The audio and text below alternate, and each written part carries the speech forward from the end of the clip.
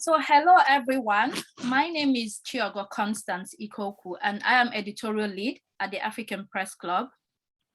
Welcome to today's event. This is the African Press Club author series and book club. And we will be discussing this book today, In Every Mirror, She's Black. In Every Mirror, She's Black. I'm so excited to bring this book to you today for conversation. I'm so happy that the author is actually here with us to go through it. So I would say initially, if you would like to follow the African Press Club, we're on Instagram at africanpressclub.com. And if you would like to get updates on our activities, please drop your email in the chat. We will try to keep the event to 1.5 hours. So I and Rachel will try to keep our questions short, and then Lola, if you keep your responses brief as well, we can get in as many questions as possible. Let me start by introducing the author of the book, In Every Mirror, She's Black. Her name is Lola Akinmade Akerstrom. Did I pronounce Akerstrom well? It's Akerstrom. Oh my God, okay. Well, it's okay. I don't expect you to. Okay. Do you speak Swedish? Yes, I do. Yes. Excellent. Akerstrom. Okay. So let's hear about Lola today. Lola Akinmade Akerstrom, Nigerian American and based in Sweden, is an award-winning author, speaker, and photographer. Her work has appeared in National Geographic Traveler, The Guardian, Sunday Times Travel, The Telegraph, The New York Times, Travel Plus Leisure, Slate, and Adventure Magazine, and on BBC, CNN, Travel Channel, and Lonely Planet TV, among others.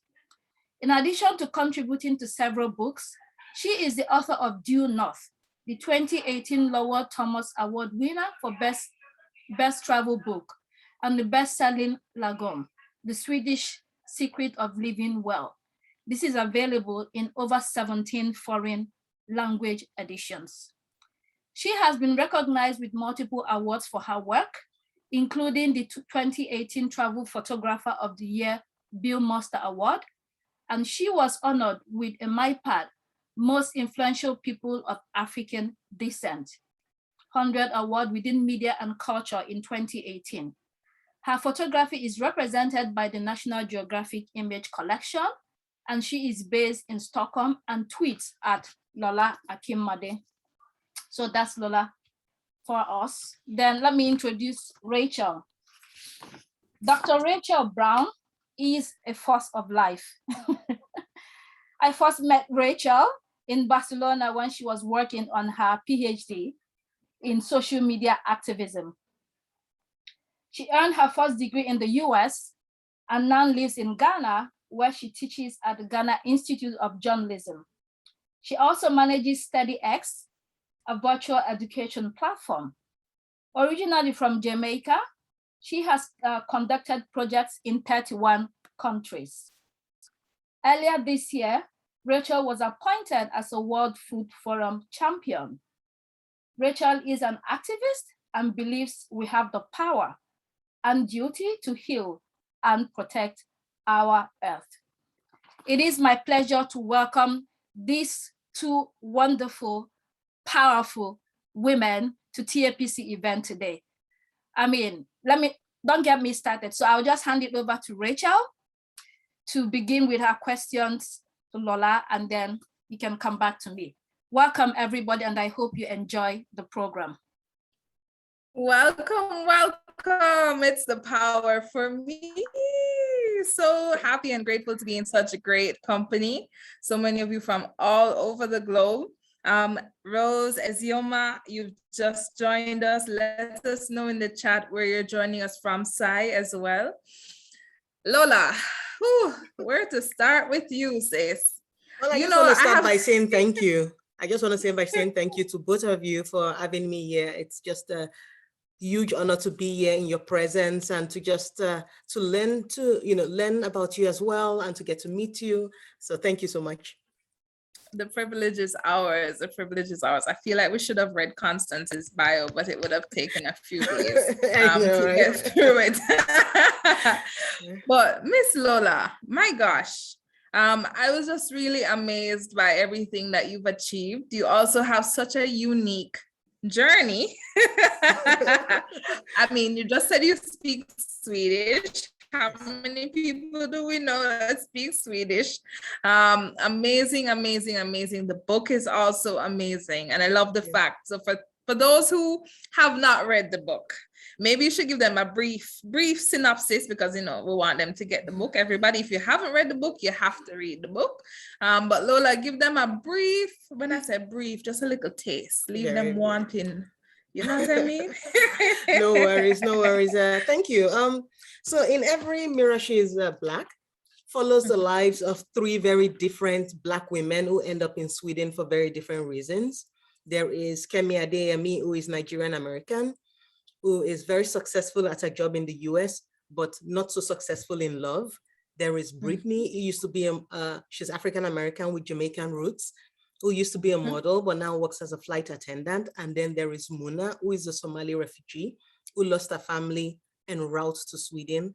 And they are all very loosely connected by a guy named Johan, so Jonny van Londin. And he's kind of the reason why they end up in Sweden. And so he goes to the US to poach Kemi to work for his company, to help save his company. On the flight, he meets Brittany. And then with Muna, she's at an asylum center, he's sponsored, and she ends up working in his office. Right. Muna. So sad. Oh God. All right. Fantastic. So you guys have an idea of the story.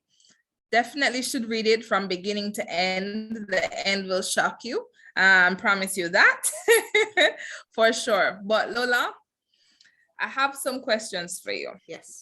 All right. If any of them are a little uncomfortable or weird, just let me know, because I have so many questions. I have backup questions. No worries. I know how to moonwalk out of questions. I don't need to. That's the one. All right. So my first questions are slightly controversial, right? Is there a difference between what you want Black women to take from this book and what you want people who are not Black women to take from the book? Absolutely. And tell us what the difference is. Absolutely. So for Black women, the reason I wrote the book is to give us space to make mistakes while being individuals. And I hate using that word humanize, but to humanize us, right?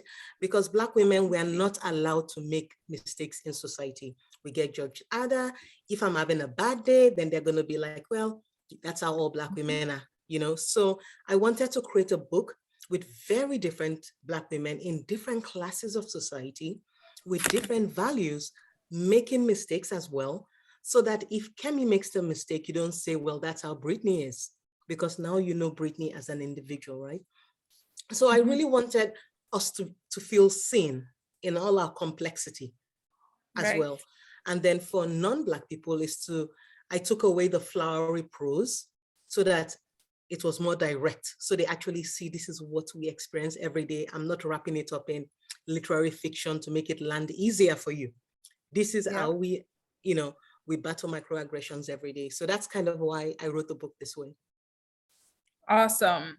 Yeah, the book was not flowery at all. It was actually almost slightly uncomfortable to read. I kept thinking about people who are not Black or not Black women because for me, it was quite affirming, right? There are different words and sections for those who have read the book where you're like, oh, I hate that. This has happened to me. Yes, definitely. Okay, sis, you've seen yourself in the book.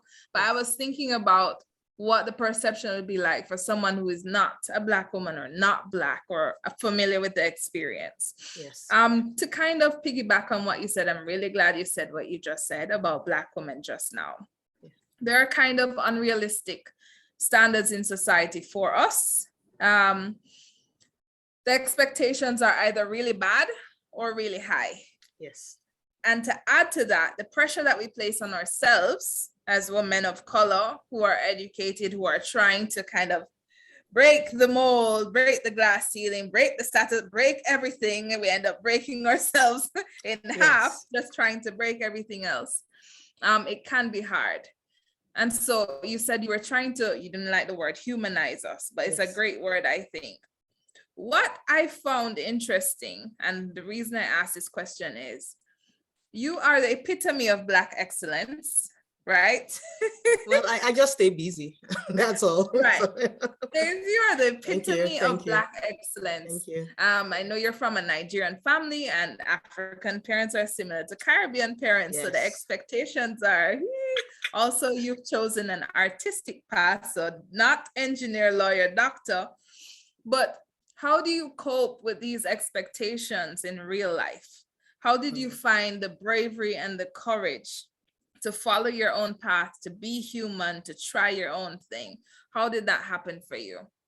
Well, absolutely. And, my background is actually quite technical. That was, as a Nigerian, if it's not engineer, lawyer, doctor, then it has to be something that provides a return on investment for your family that you study. GIS, exactly. So I did that for a couple of years, but then, then you realize, I know it sounds cliche, but the world demands the full you to show up, right? You in all your authenticity, in all your quirks, in all the things that make you burn. The world needs that. And I always think of just even back home in Nigeria, lots of people doing things they are not happy about just because that's what society defines as successful, where people are just burning away or amassing this or doing these jobs. And I think, imagine if we redefined what success was, so that people, if I was a poet and I wasn't a gazillionaire, I'm still very successful because I'm doing what I'm doing. It's my purpose. So for me, once I found my purpose, I kind of stayed true to that. And so that's what has taken me into different kind of industries and avenues, and into travel writing and storytelling. So it's about just finding what makes it's that thing that keeps you up at 4 a.m. that just keeps you like, once you find it, then it will naturally guide you, to through whatever industry or creative platform you want to go. So.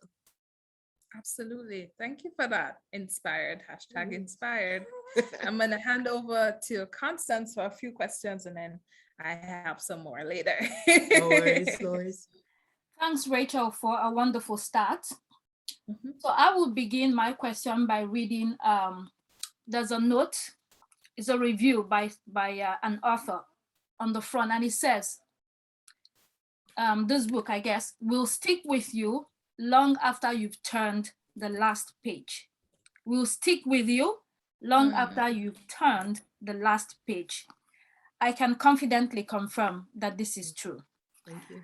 Because when I picked up this book from my local bookstore, I couldn't drop it. I was reading it in the train, in the bus, everywhere I was going. It was with me in my bag. Any opportunity I had, I flipped it out and I read it. Sometimes I would laugh out loud, and then I would smile. And then, you know how it is, in train, people will be like, what's wrong with her? Is she going cuckoo or something? But I was enjoying myself. Rachel, my experience with this book seems to be different from yours. It was hilarious to me. Really, I was laughing throughout this book. It was so funny. And I thought Lola must be a funny individual in real life to be able to pull this off. I mean, it's so awesome. So let me start by going to page 129. It's also a funny part. So in page 129, Kemi is the Nigerian that was raised in America, and she's a high flyer, professional, doing her job very well. So at this particular instance, Kemi had to pull out mental pom-poms to remind herself that she had been personally haunted. When I read that statement, pom-poms, I was like, where did you get that word from? What did you want to achieve with this, Lola? Correct. So in that scene is, and I know a lot about Swedish culture, and I've written a book about Swedish culture. And when you move to a place, you have to kind of understand the nuances and the unspoken ethos. So that was from a scene where Kemi is meeting her new colleagues, And so she's just introducing herself like an American world. Oh, I've got these degrees, I've got that, I've got that. And they are just kind of quiet, like, you know. So she's like, okay. And then when they start sharing their own kind of achievements, it almost felt like they were trying to dampen our own achievements. So she's like, you know what, if you guys don't want to recognize my excellence, I'm going to pull out my own pom-poms mentally and, you know, kind of boost myself up. Otherwise, you know, I'm going to feel like an imposter. I'm going to feel like I'm not good enough. So that's what I meant with cheerleaders, you know, those pom-poms that they do, is to keep pushing yourself to say, yes, you can do it. You're more than enough. That was the point of that Kemi is more than enough. Yeah, so. Fantastic. So in another scene, Kemi has moved to Sweden, yes. And she's obviously very, very single. Yes. She decides to join the dating scene, online dating, which is, you know, yes. the real thing today, or the current way of dating for most people. She joins an online dating site. She meets a guy, they hit it off. And then they agree to meet at a bar. She dresses her very best on that day, turns up. She comes in first, she's waiting. The guy pulls in, I think stands at the door, looks at her, I think, and then disappears. And then they texted each other and she said, what happened? And she's like, oh, you don't look like your in real life, you do not look like your online profile. You're fat. You're fat. Yes. Yeah. So it was so funny to me. So my question here is, I guess you were trying to explore the cultures and how they see appearances and weight. Exactly. Kemi in this book was supposed to be curvy, but this person saw her as fat. Some other people will say, oh, you are too skinny, you are not actually skinny. So share with us, what were you trying to Absolutely. So I wanted that scene, even though it's funny, it's actually very, very nuanced, right? One, that has never happened to me. So I'm not pulling anything directly from my own dating for that scene. But I think what I wanted to show in that is, in the US, Kemi is average, right? Size-wise. In Sweden, she's seen as much bigger because it's a culture that almost, I call it, it worships gymism, right? So it's people that stress themselves, feel like they have to go to the gym every single time, maybe have a baby today, in the gym tomorrow. Like it's a culture. And because everybody doesn't want to kind of stick out, so people are kind of forcing themselves to not stick out by exercising to keep up with everybody else. It's very counterintuitive, right? So in that scene, I just wanted to show a bit of kind of what one place might think is different, another place thinks is normal, and just to show that that nuance in terms of cultural integration, or how you're perceived as well. Yes. So one more question before I hand it over to Rachel. So Ragnar is the best friend of Johan. Yes. Johan married Brittany Ray. Brittany is an African-American, so obviously a Black woman. But Ragnar doesn't like Brittany because she's Black. And Ragnar had never approved of any relationships that his friend Johan had with Black women all through. Looks like Johan was obsessed with Black women, actually. And that's another thing. Is it a fetish that you brought out in this book? So Ragnar doesn't like Black women. Yet when Kemi moved to the US and he met her in the office, he was sexually interested in her, and he was married already. So what was going on? Exactly, because that's the thing. And remember, Kemi is the opposite of his wife. The wife, again, is one that's very skinny, goes to the gym, does all this. And for him, it's this checkbox. Okay, let me see what my friend is always, you know, what is so special about this? Almost objectifying, and also wants to just have it as a checkbox. And if you think of Ragnar, think of him as almost Connor in the beginning of the book. It's the same thing, except she met the same thing in Sweden, where it's somebody that's already married to quote unquote his first choice, but just wants to sample like cheese on toothpicks, you know, like when you're at the farmer's market and they just, hey, take a taste, you know. So that was kind of that dynamic I wanted to capture with that guy. Okay, excellent. Rachel, back to you. Yes. Not cheese on toothpicks, Lola. I know. I'm. This book is honest. It doesn't dampen anything. It just says it like it is. It's accurate though. Oh Lord, have mercy. Yeah. All right. So the title of the book is In Every Mirror, She's Black. Yes. Okay. So kind of deep question for you. What does it mean to you to be a Black woman? Yes. To me, to be a Black woman myself, or just in What does terms it of mean? yeah. In general and to you.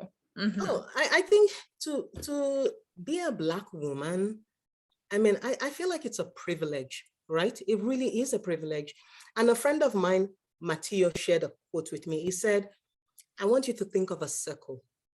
So the people in the middle of the circle that have power, that have the most, that created the structure, have a limited view.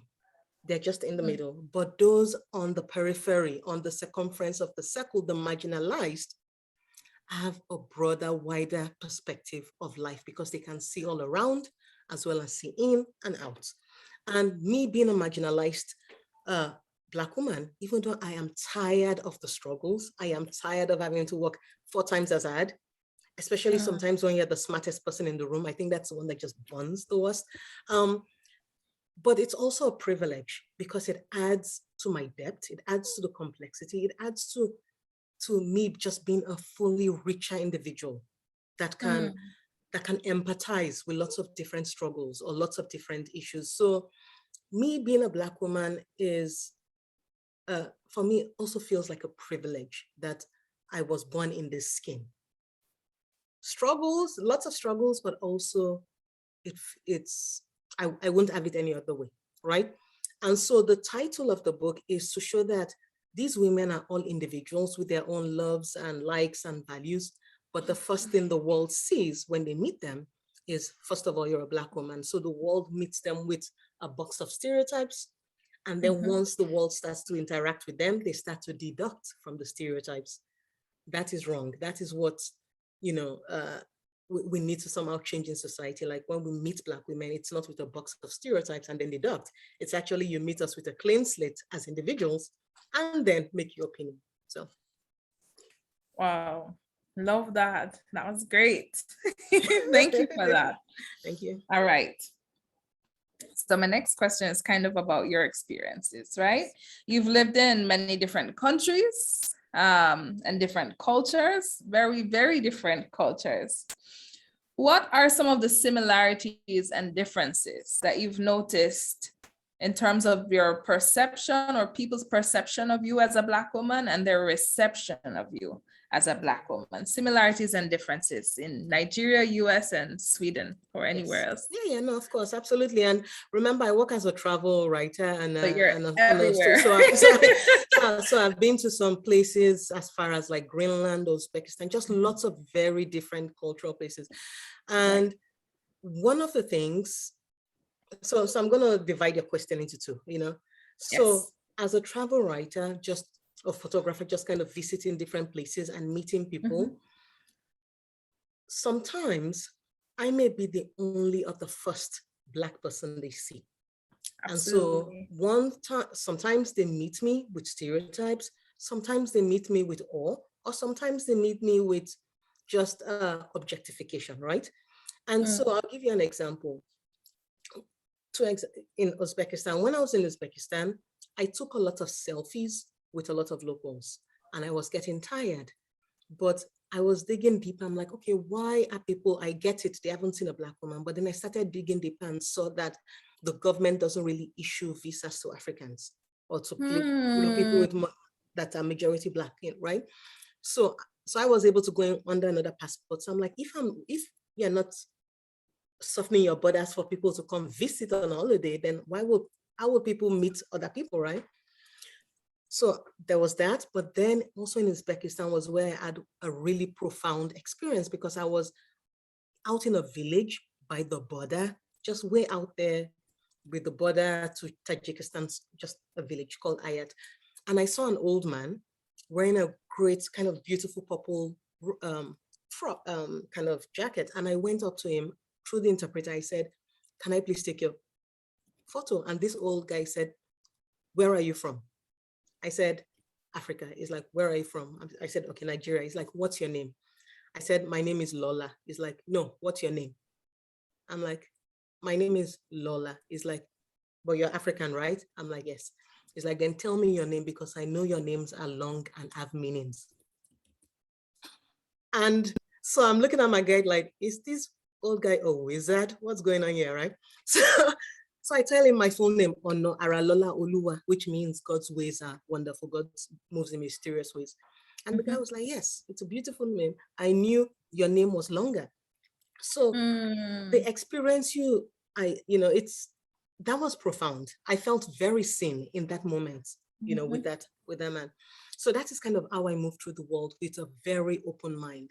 Now, real quickly, because I know my answer is getting real long. So the second— No, it's okay. I'm intrigued. Go ahead. so the second part is I've lived in, Nigeria for a long time, in the US, in Sweden for a long time. And the way I quickly get beneath a culture is to understand how the culture deals with stress. And when you think of stress, our basic kind of physiological needs. So, water, health, safety, just basic things. How do we deal with those basic stress factors? Now, Nigeria, we know that we cannot fix all those stress factors. So we better as well live our life like it's going to end tomorrow. So it creates a more vibrant culture. People are just partying like, because it really does. People are like, look, stress is here to stay. We're not going to fix it, not with our government, and so people just kind of live like they just live more vibrantly. In the US, we can't even agree on how to handle the stress factors. So it's a country that then camouflages the stress to say, you know what, let's be creative, let's create solutions to at least keep the stress at bay, because we're not going to deal with it. We can't even agree. So that's why it's a very creative culture. It's a very competitive culture, And then with Sweden and the Nordics, basic stress, it's a part of the world that really cannot function unless you address the basic stress first. And the basic stress is, if it's a work-life balance, if it's a time off, if it's education, or they try to get that basic sources of stress done first. So that they can be productive. And so it's learning all these kind of nuances in different cultures has allowed me to kind of maybe navigate better and understand, almost anticipate how, a culture might react to something. So. Got it. Awesome. Thanks for that. I'm going to hand it right back over to Constance with some more questions about the book. Thank you, Rachel. So if you have any question, it's time to drop it in the chat and we will pick it up. Drop your questions in the chat. Lola, I have to ask this. We've used the word Black so many times.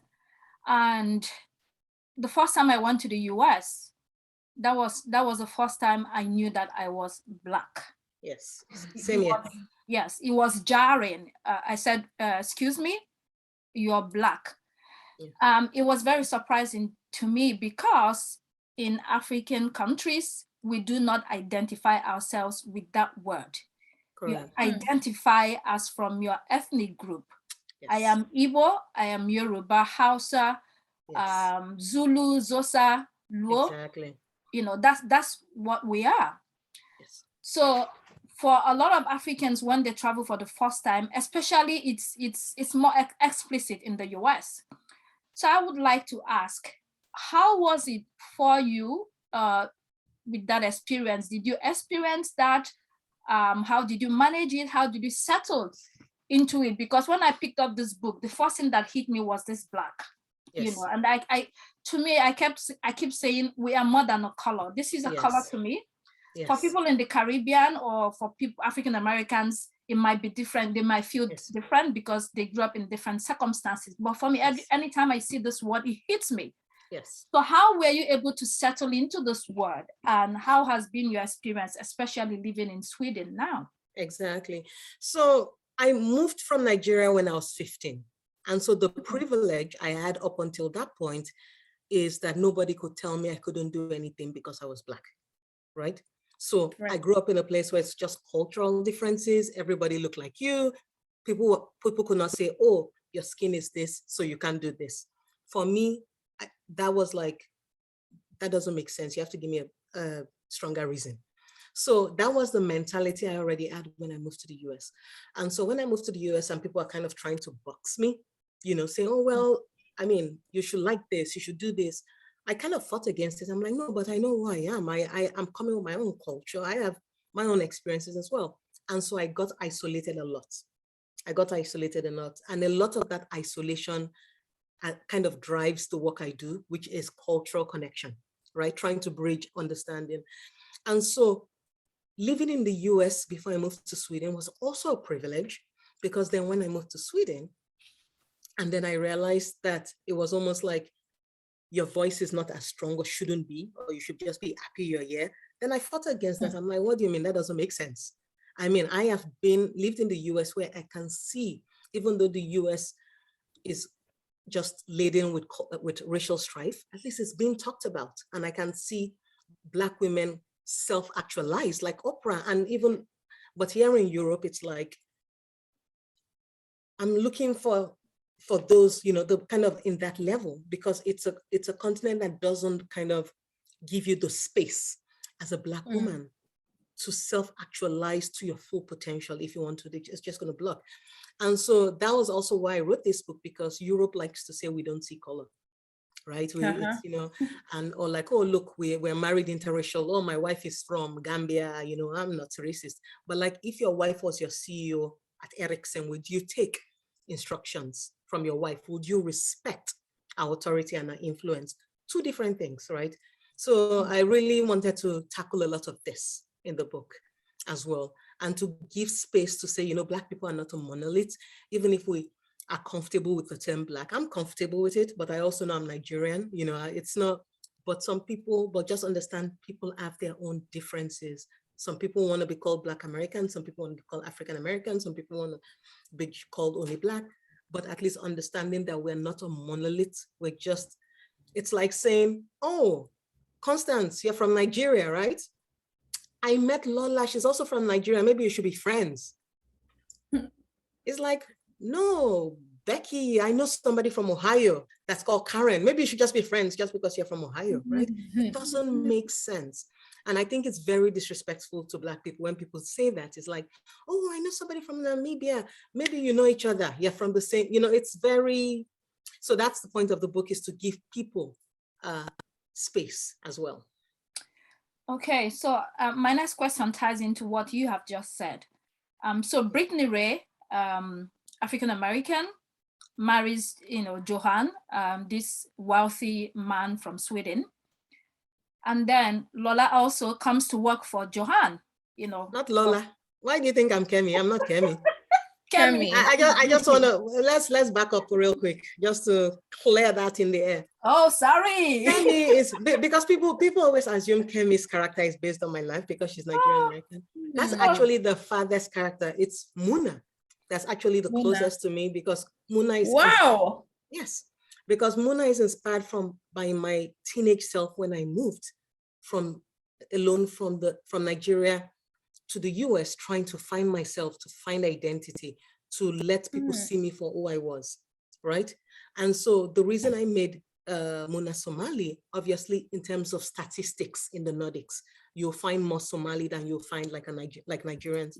So that's why, but Muna is actually the closest. But Kemi is actually just more me being lazy, saying, okay, I know I can make her Yoruba because I have those roots, or let me look at my body. Okay, I can describe her this way just to create her as a character, but Muna is the closest. So back to your question. Yes, sorry, that was a slip. Correction taken. No, because people always assume that, that I am Kemi, or it's based on my life. No, none of it. So Kemi and Brittany meet, they are two Black women. Yes. You would assume that they will get along. and they do not hit it off at all. In fact, the first meeting was like a storm. Yes. Explain that. Exactly. And, again, going to that thing about Black people are not monoliths. We have different values, different, things and priorities. But I also gave an insight into Kemi's way of thinking in the beginning, because when she first met Johan is a very attractive man. And so Kemi says that if this is how attractive people suffer because people are looking at them, then the world is not ready to listen to attractive people say being beautiful is a disadvantage. So Kemi already had that judgment, so that when she met Brittany, obviously she was already coming with that judgment against Brittany, because Brittany is absolutely stunning. Plus, Kemi works for herself, has struggled and fought to get to a position, and she sees Brittany as using her beauty to just move ahead. So she was always going to be judgmental. But what I did in that moment was I redirected the reader's emotions to Brittany. Because by that time, you had already gotten to know Brittany as a character. And so even though Kemi was trying to make the reader feel and empathize with her, that see, I'm the one that works so hard and takes care of myself, the reader actually empathizes with Brittany and says, wow, you're just being rude to her.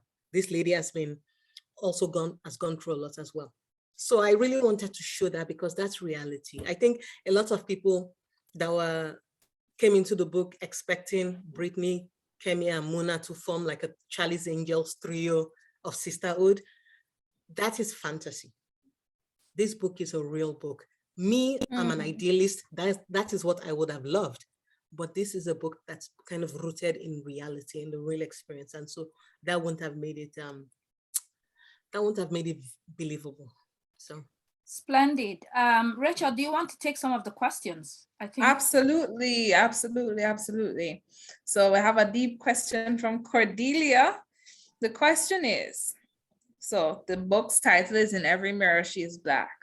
What are these mirrors? Who invented the mirrors? Can the mirrors be broken or dislodged? More breaking.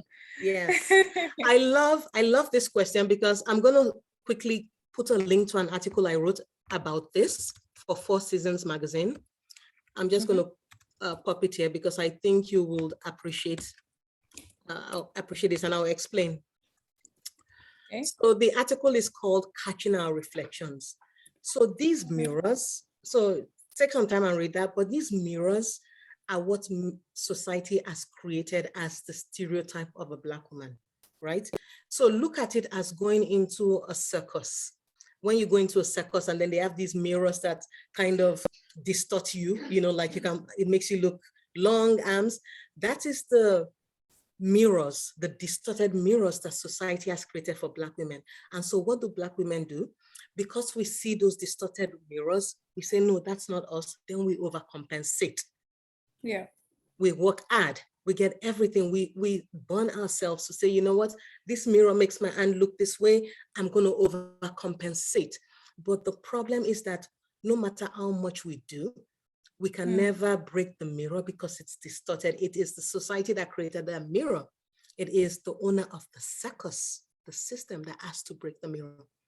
And so that is actually what the article is about. I really implore you to read it, because it answers all those questions in depth about what are these mirrors, who invented the mirrors, how can we break the mirrors. Wow, awesome. Awesome.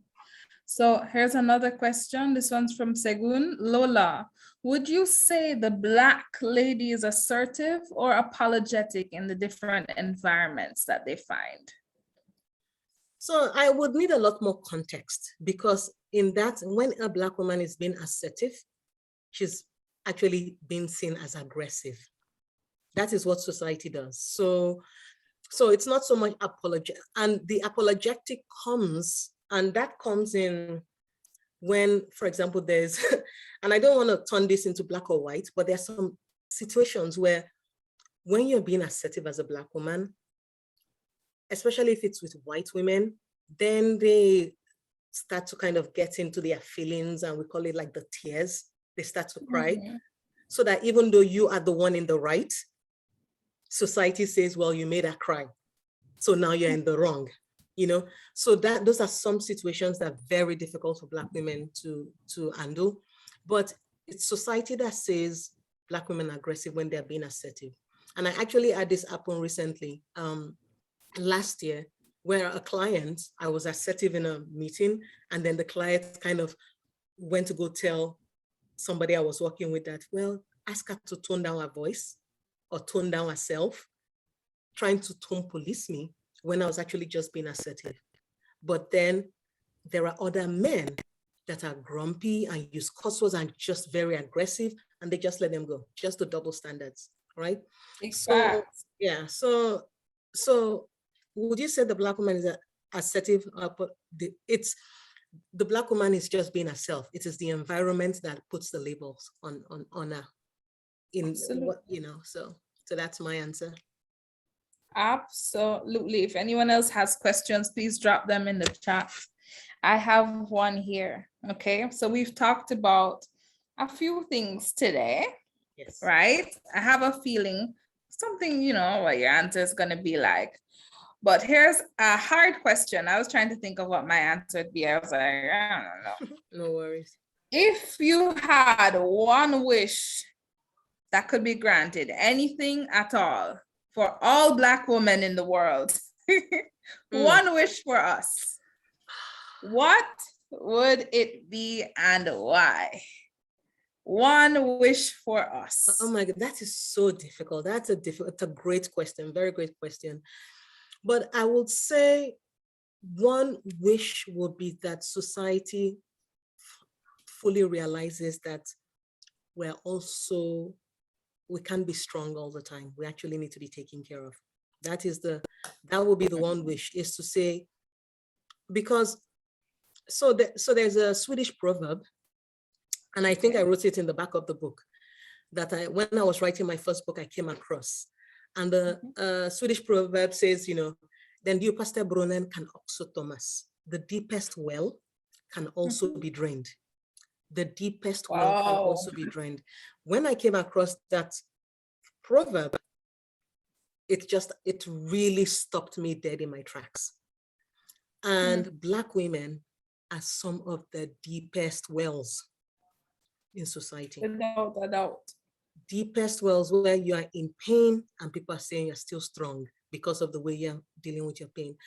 And so my wish is that people realize that the deepest wells can also be drained, and Black women are tired. Like, we're just tired of being strong all the time. We want to be given space to be mediocre as well. So that's my wish for us. I love that. That was a great question. Wow. That was a great question. Thank you. Constance, did you have a... Yes. So thank you so much, Lola, for that answer. You know, the other day, was it 2 or 3 days ago, I was talking with my cousin and we were talking about this strong Black woman tag. Yes. And here in Barcelona, I've met people many times, especially men. The first thing they tell me, you're strong. And I'm looking at this, you don't even know me. Yeah. So it looks like it's automatic. It's already been embedded in you that once you see a Black woman, she's strong. So that means you don't even give her space to be fragile, to be herself, to weep, to help her actually. Yes. Because she might need help. She might need a shoulder to lay her head on. Yeah. They expect you to be a superwoman all the time. Although we are superwomen.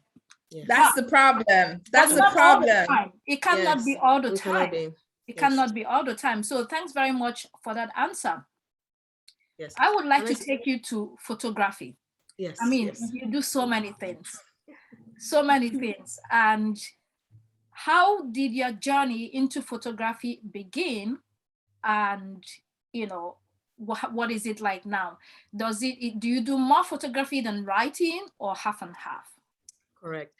So, I mean, I do a lot of things, and I got into photography kind of as a means to an end. So the writing always came first. And then when I was working as a programmer, I traveled a lot. And so I used to take the pictures of places I actually wanted to paint, because I used to be an oil painter. So I would take the pictures of the places and the scenes that I wanted to paint. So when I got back, I will paint. And then after a while, I was like, you know what? I feel like I'm duplicating effort. Like, let me kind of explore photography as a new medium, to see. So that's kind of how I got into photography. And then with the writing, I always say that if you're, I'm just a natural creative, like an artist. And so it depends on what I feel inspired in the moment. So if I feel like photography will communicate what I'm trying to say, then I do photography, or if it's writing, or if it's something else. And so right now, I mean, I work mostly as a travel photographer. Travel has been almost dead the last, as you know, with the pandemic, but I do other photography as well. I photograph a lot of people. I have kind of my own companies and academies. So yeah, so for me with photography, it's really more about human connection and connecting with people. That's my main, I'll say my niche, but as a travel photographer, you should be able to shoot everything. So. Right. So another announcement, if you would like to follow our activities, please drop your email in the chat. I think I have one more question before I return it to Rachel, and then we'll wrap up soon. What did you feel the first time you saw this book? I know that you have, you are author to other books, but this is your fourth novel. Yes. What did you feel the first time you held it? I mean, it must have been a winding journey to get here. Yes, it was a journey of over 70 rejections, in case you didn't know. 70. Yes. In fact, a friend of mine said she did not know there were that many publishing companies in business. So the journey for this book was fraught. The publishing houses did not want to touch it. You've read it.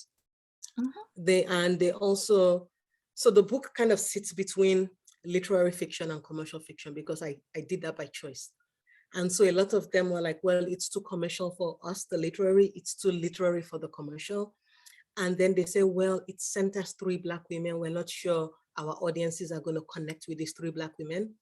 And I keep saying the same audiences that connect with vampires and werewolves and aliens cannot connect with these 3 Black women. And then also centering the Black women, in a mainstream way, in a country like Sweden, they did not want to touch it until we found the right editor. And once we found the right editor, the first one in the US, then we got the UK Commonwealth deal. Then we got a Nigerian publisher, now a German publisher. Now, we've got a film and TV agent. So I'm super grateful for the journey this book has taken. And I'm glad it was this difficult, because it kind of exposed just how deep the kind of the bias and their gatekeeping is within the publishing industry. So when I held this book for the first time, right, it was, of course, beyond tears of joy. It was to say, you know what, I stayed true to my voice, and even though it was a painful over 70 rejections, what you read in this book was not filtered. It's my voice. Imagine if I had to compromise just to get the quick win, And I can tell you this, for those who have read the book, even a Swedish publisher that was interested came to us and it's like, can you cut out scenes from Muna and tone it down and maybe change her life? And I'm like, but she's already invincible. Why are you trying to make the most invincible character in the book more invincible because her life makes you uncomfortable, right? So yeah, so that's the journey of the book. Needless to say, I was happy when I held it. So wow, I mean, you have every cause to be happy. It's an excellent book, and I think Thank it's you. perfect. Thank you. The way it is, because the 3 characters are well-rounded.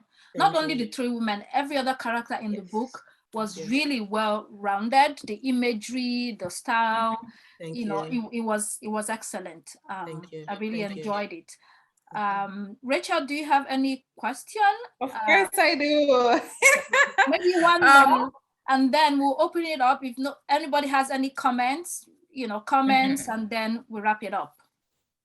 I have 2 questions. Yes.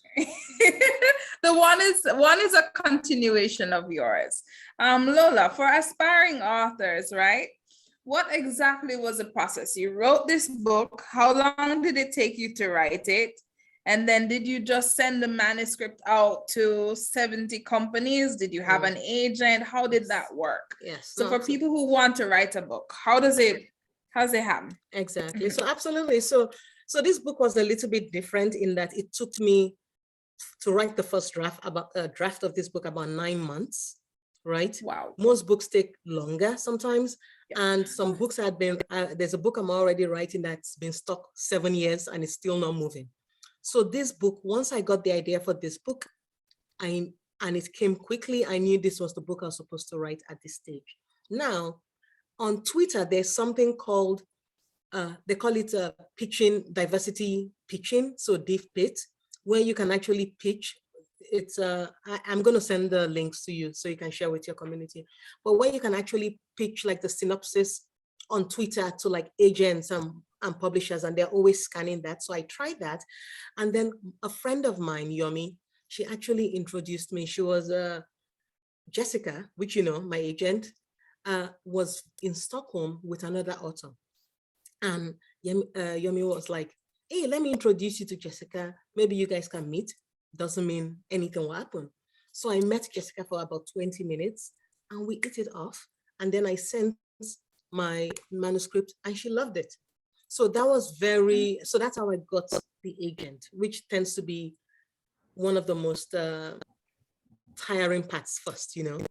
But then once you get the agent, then we started getting all the rejections, and that's the, you know, that's the painful journey. But there are many publishers right now that are actually accepting unagented manuscripts. So you really do not need an agent to get published, but an agent that experience will help you get the best deal, will be able to get your book to the right people in the right, you know, and also because of their relationships that they built through the industry, when they send an email, those editors will look at the email, you know. So it's there's no like one way, you know, but the process is usually, especially if you want to be published traditionally, is usually you get your manuscript. I will say pay for an editor to really help you clean it before you then look for an agent, before you then go to find a publisher with your agent. So perfect. I see a question in the chat. Lola, do you have any advice for young poets in particular in terms of reaching a wider audience and having a place in the writing industry? This is a great question. And I think it's even more challenging, you know, for poetry, because it's very niche as well. There are lots of kind of prizes and awards and grants, you know, that you as a poet you can apply for, because a lot of those is what can help with the visibility.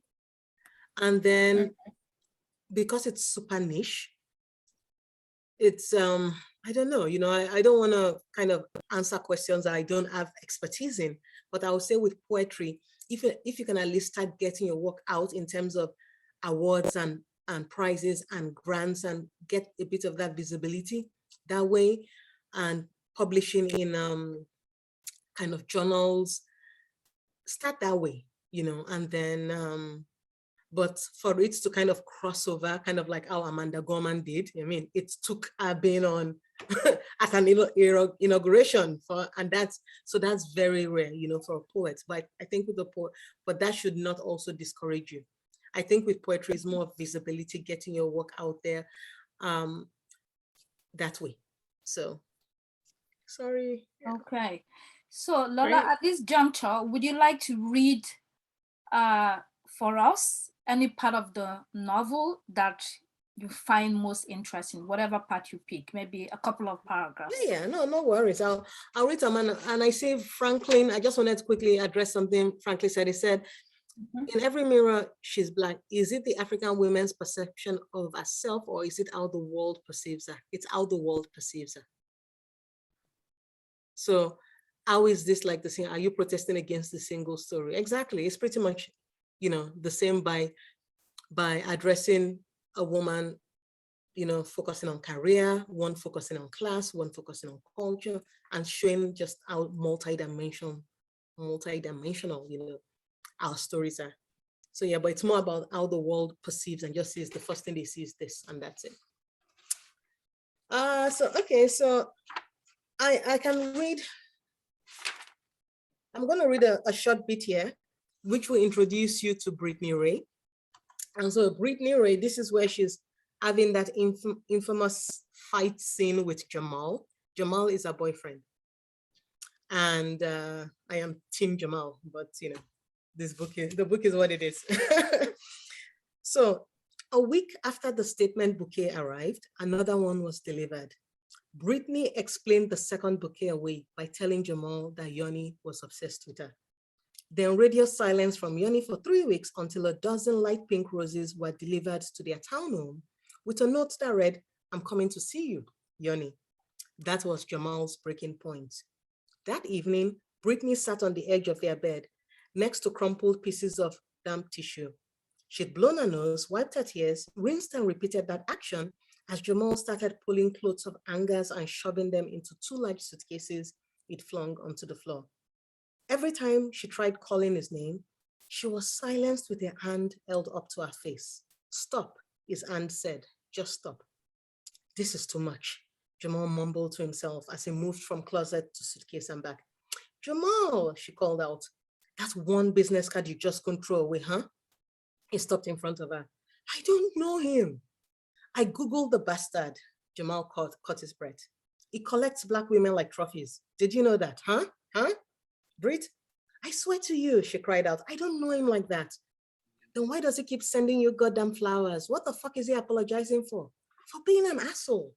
Brittany wanted to scream, but she couldn't tell Jamal. She had agreed to that dinner. She had been complicit in the derailment of their relationship, and she had no one else to blame. Jamal hadn't deserved any of this. "I'm so sorry." "Why him? Why him?" "What? Why him, huh?" Jamal was furious as she stormed around the bed and planted himself in front of her. "Baby, don't be like that," she cried, but he cut her off. "Is it because he's white?" "What? So he can protect you?" He continued. "So can he open doors I can't?" Jamal's stunning words propelled Brittany onto her feet as she tried to reach for him, but he grabbed her by the wrists to hold her back. "Brittany," he started, his voice beginning to give way. "I deserve the truth. I swear to you, I don't know this man. I don't care about him." "Why did you keep his card?" "I was just curious, baby, that's all." "Why were you curious?" Brittany had no words for him, so Jamal let go of her wrists and fresh tears filled her eyes. So that's one. So that introduces you to Brittany. Wow. Oh, Brittany. I know. Yeah. Yes, that was an intense scene. Yes. And I think she didn't know she was falling in love with Johan at that point, but I guess maybe she'd fallen already. She wasn't. It was so interesting the way you weaved everything. Yeah, and Brittany actually was not in love with Johan until very later in the book. So even though she was following and doing this, she was just more of like, somebody called it like a YOLO experience. You only live once, so why not? So that was kind of how she was moving through that relationship until the moment when she met his parents and they had that dinner, a lunch, and the parents were saying something in Swedish, and then Johan broke down. That was that moment when she realized, I truly have developed feelings for this guy now, many months later. So, yeah. Wow. If you are just joining us, we're about to wrap up the program. We have been having an excellent conversation with author Lola Akinmade Akerstrom. Yes. Right? Akerstrom, yeah. Akerstrom, yes.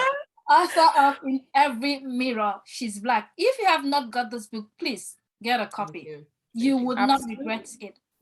You wouldn't at all. It's not what you think it is. That's yes. the thing. People have their opinions, but once they read it, it's not what you think it is. Exactly. Exactly. The African Press Club likes to support African and African diaspora writers, poets and literary people in any way that we can. And this is one of the ways we do that. Richard, do we have any questions before we go? Do have some questions. Lola, did you want to read anything else? Or? Yeah, so this is from Stephen. Hello, Lola. Do you have plans to help young Nigerian and possibly African girls in secondary schools have access to simpler versions of this great novel?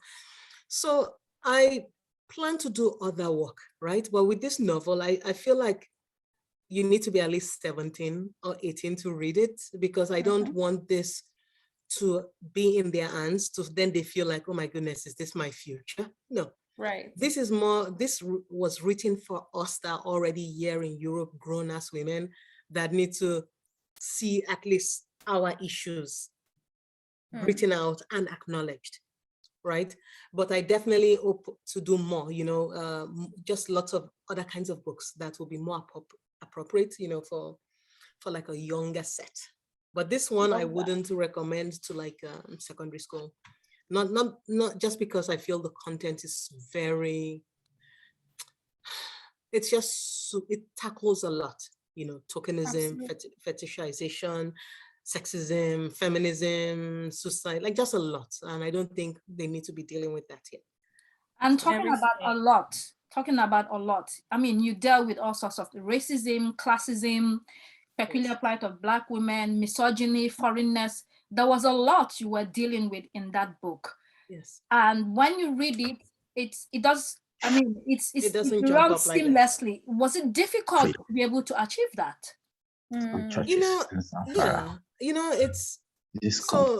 I'm a storyteller, right? And I feel like that is something I'm grateful to be good at in terms of telling a story in a way that makes sense, that maybe resonates without being too heavy-handed. And that's what I do, with all my work. I say that once I found my purpose, it was on... Sorry, 1 second. Stephen, could you please mute yourself? Thank you. Yeah, no. So just even all the writing I do, because I felt isolated a lot, my purpose is to kind of create that cultural connection, bridges, write things in a way that will make people understand each other better, even though we still don't, even though we don't agree, and so it's very tricky to write a book. I call it deceptively simple, in a very deceptive, simple prose, because and I'll tell you this, a lot of the publishers too were expecting me to be the next Chimamanda. They were looking for like this kind of prose. And I'm like, I love our writing, but I'm also Lola, right? And I have my own style of writing. Or they are looking for the next Imbolo or the next, they're always trying to say, because you're an African writer in the diaspora, you have to be a certain way. And so this book challenges that. And the prose is quite simple, but it's also very nuanced. There are so many moments where you read it and you're like, this is it, and so tackling all of that in a way that was seamless was challenging, but it's also why I wrote the book this way, so that you just read it, it feels natural, it feels real. And then at the end, you remember the women, not that Lola could turn a phrase, but you actually remember the lives like they're real people. And I think one of the best compliments I got from a reviewer, a random person, said that she felt like she was reading a biography of 3 women. And for me, that was a compliment, that I had actually made these women 3-dimensional enough for them to care about Kemi and Brittany and Mona and their stories. So, yeah. Wow, that's amazing. Thank you. Yeah. Facts. Constance, did you have another question? Because I have one more. Okay, get in one. Okay. And I see Mike also. Mike had his hand up too. Yes. Mike, did you want to say something? You can unmute yourself. Yes, I do. Go ahead. Am I okay? Are we together now? Yes, you look beautiful. Yeah, first Welcome, and Mike. foremost, let me thank you and apologize for joining late. Honestly, I have told everybody, I tried to join yesterday and I've told everybody today in the office, 1 or 2 of them are on. But I forgot that I had to join at 4. All the same, the last bit of the book I got me thinking, and I want to commend the African Press Club and all of you out there who are doing this tremendous job. And for me, I think the book and books like these are coming, or should come this time. They are coming at a time that most of the shelves, especially in Africa, don't have storybooks. What you have are stories of other people, of successes and how to get rich and stuff like that. We are losing that essence of the stories that will empower our minds to do things, that we are neglecting in society, and that goes with our values. Once we lose these kind of stories, we forget where we are coming from, we forget the values that make society what it should be. So I commend you, and I wish that you will do more at the Press Club. You continue to host a number of writers. Thank you. I'm coming with a book very soon, although that one wouldn't be about life. Normally, it's about Boko Haram. Constance, you are aware of our situation at Boko Haram here. And Lola, can you also translate this book to one or two other languages, especially for those of us in Africa that are confused? We don't speak, we speak multiple languages and have adopted others. So, and the lessons appear to be universal. Yes. I mean, in your book, it's universal. So some people can have access to it as well. Yes. More books that will lead to self-realization and mind empowerment are needed now. Yes. They are in their streets, especially when you look at how we want to empower society. Initially, we said, if you empower the woman, you empower the society. But how true is that? Because it also breeds another form of inequality, and creates a feminization of poverty in the process, where you empower the woman, the man is not empowered. What happens thereafter? He takes the money or whatever form of empowerment there is from the woman, and you continue to have that cycle of poverty because of the unequal nature of the plans and strategic intervention to get entire society out of poverty. So let us look at how we can balance some of the things we do to empower us, especially in Africa. And let us not look as, at the rest of the world as if they owe us anything. They don't owe us anything. It is about us and the opportunities we see. And that can come from our conviction, our mindset, and the environment. So let books help us empower our minds. I thank you and congratulations. Next time I won't be.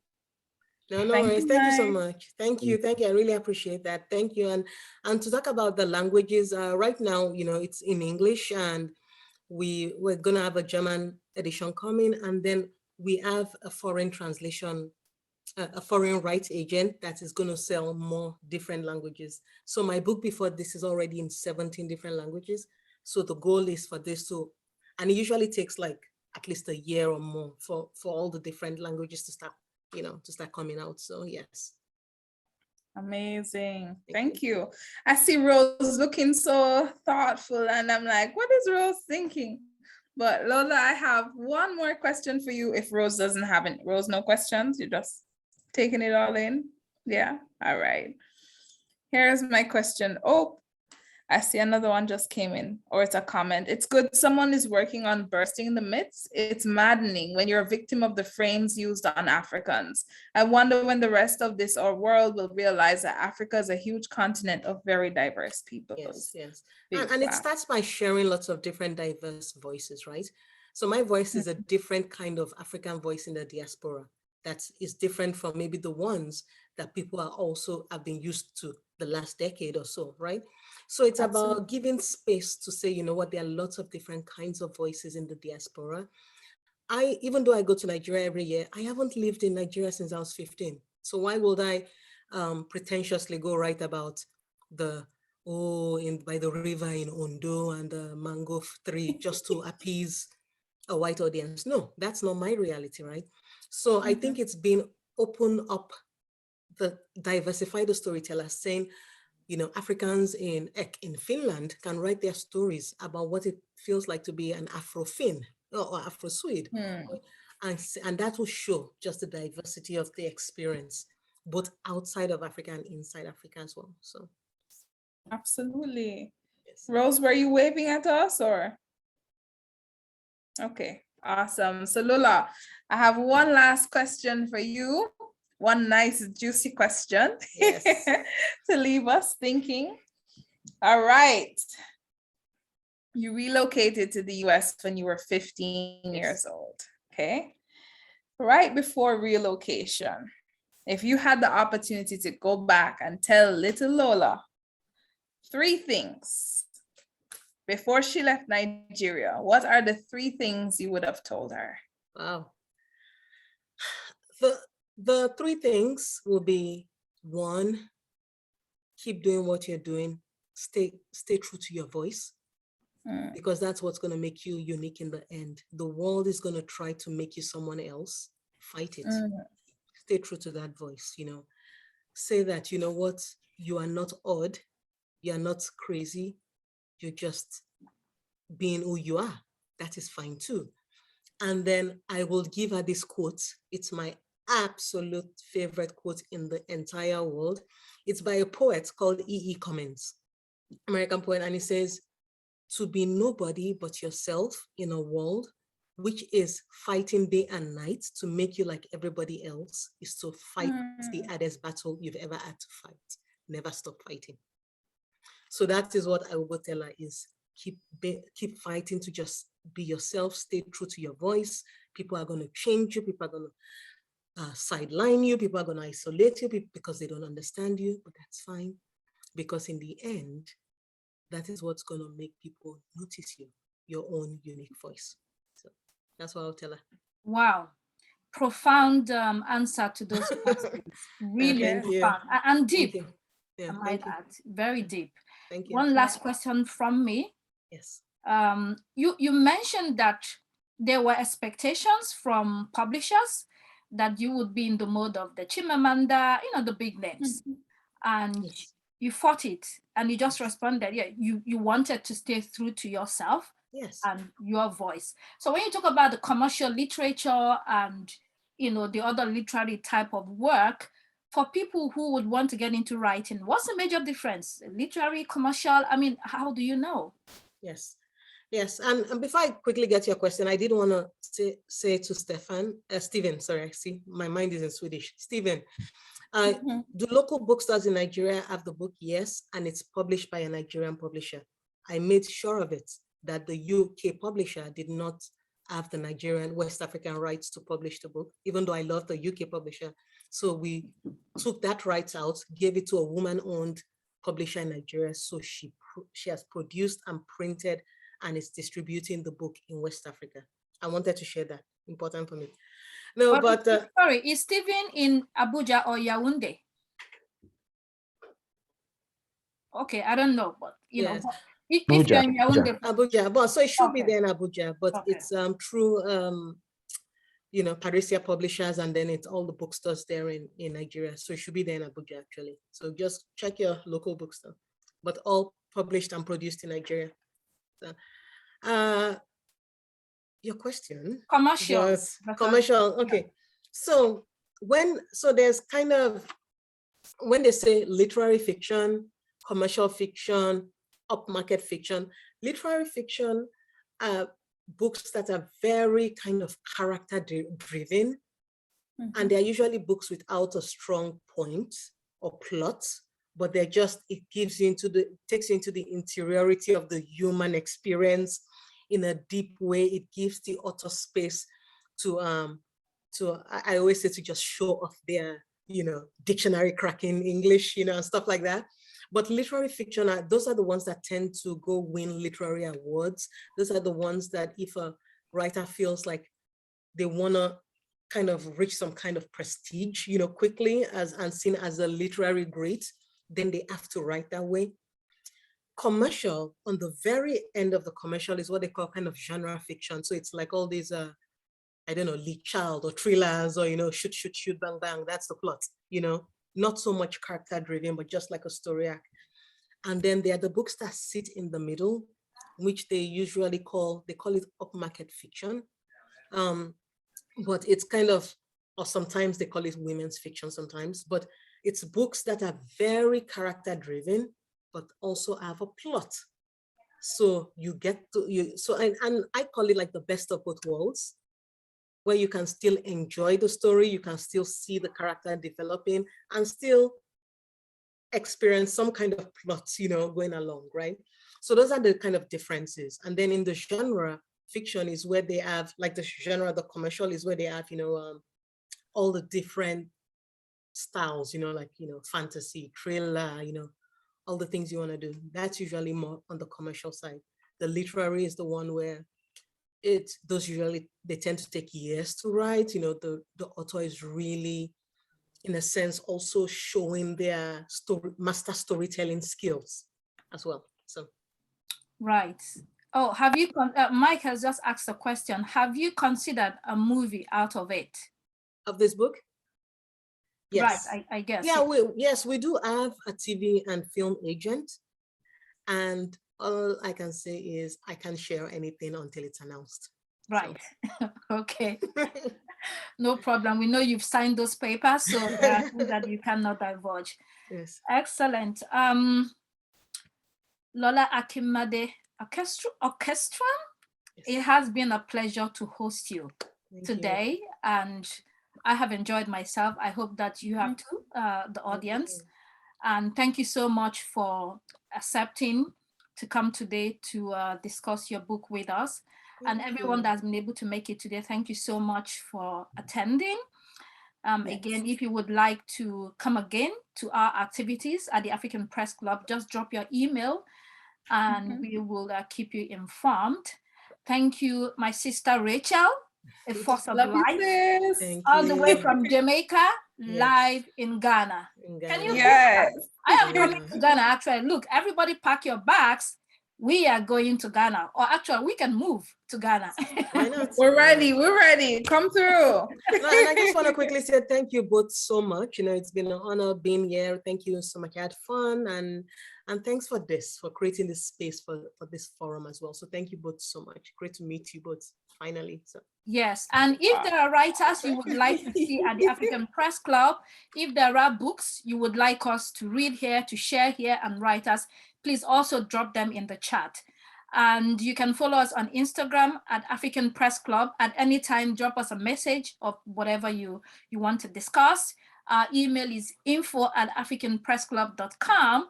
And our website is www.africanpressclub.com. Please check us out. We're doing a lot.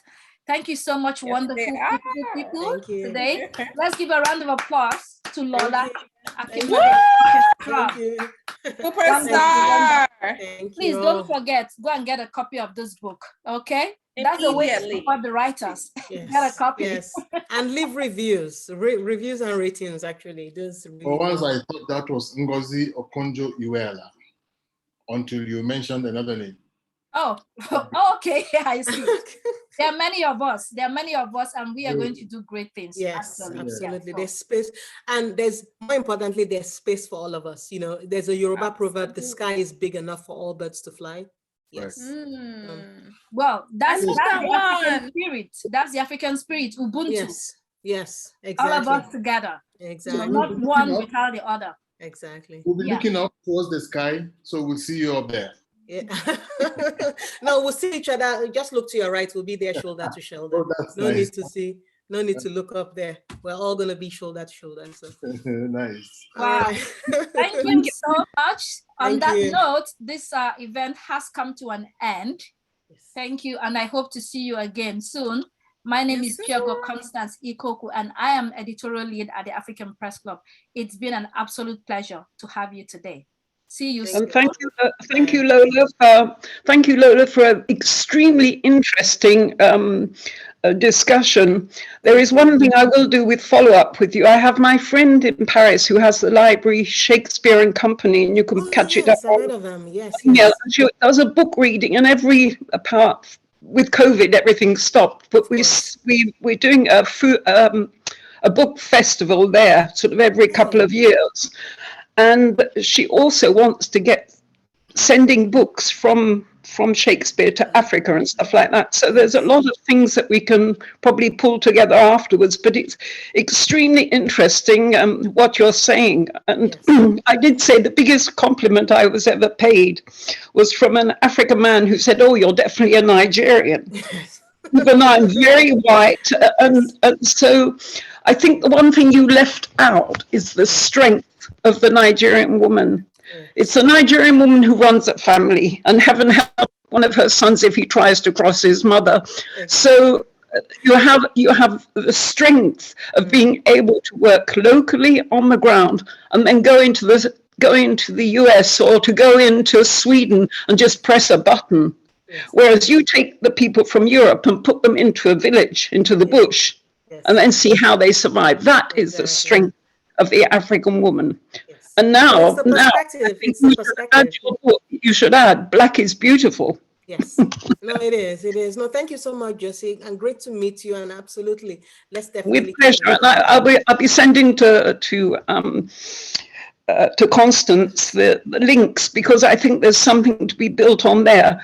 Because there are, and every Monday evening, this person who owns Shakespeare and Company, which is very well known throughout the world, has book readings and invites authors across. And I think that's something that we have to do as well. So sorry for Constance for going in after you, but I'm just, as a very white person. Follow up with her after. That would be great. Since we're closing, I'm going to hand it back over to Constance so she can close us out. Thank you. Thank you, Josie. In 2008, we launched Create. Josie, contact Constance off air because we need to wrap up.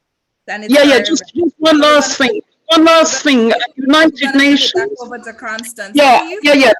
But just one last thing. We launched Creative Africa in Ghana in 2008. Okay, it was launched by the United Nations, Creative Africa, under the ownership of the African Union. So there's some other links that have to be done as well there too.